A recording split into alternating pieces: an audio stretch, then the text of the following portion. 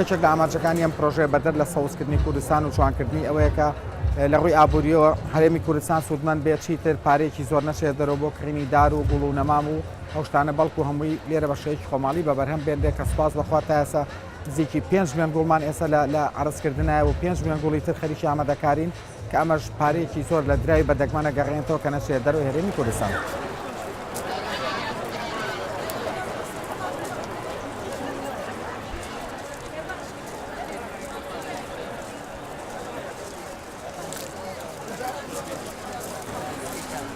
ئەم مەشتەلە توانین بە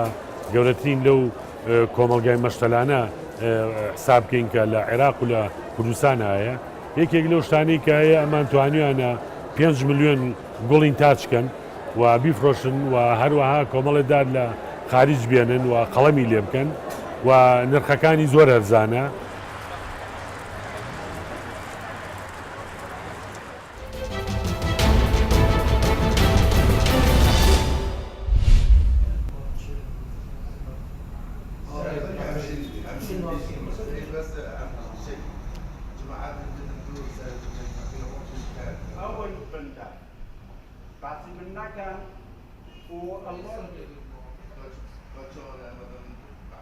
عالم الكردستان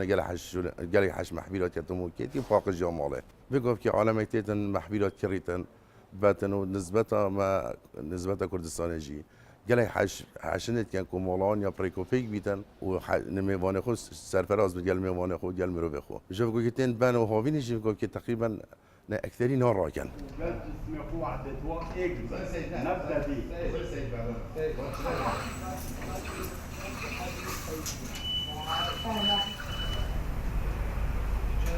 سرزاوقي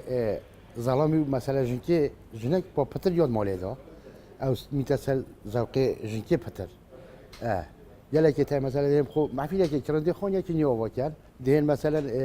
جنكو خدينيتن او بدي مكو هالبجري بيجا كو تناوع بيت وناوج ما شاء الله مشانا يلا كي تبع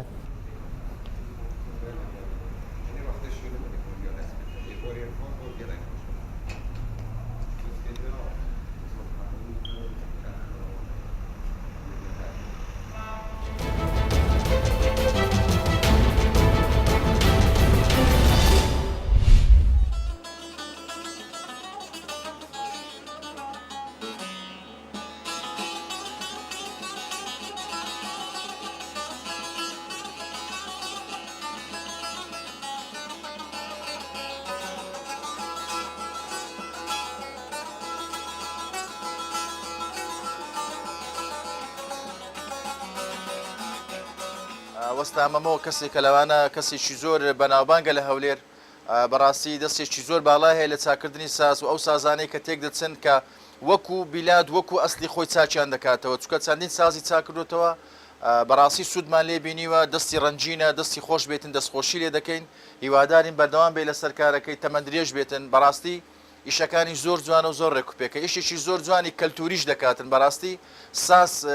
ئالاتێکی کەلتوری فۆلکلۆری کوردەواریە زۆربەی زۆری لاوەکو حەیران و ئەو شتانە بە ساز وتراوە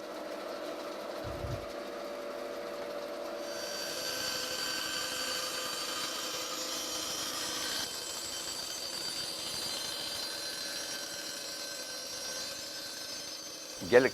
kîfa min ji saz duristkirinê de hat min hinek tecrübe hindir malê da çêkirin gel saz piştî 3 sal min xwest ez dukan ji xwe re bigirim helgê we saza duristkirim li Helebê ev kar min kir karê min gelekî jî hez dikir min rabî min helgirt min saz duristkirin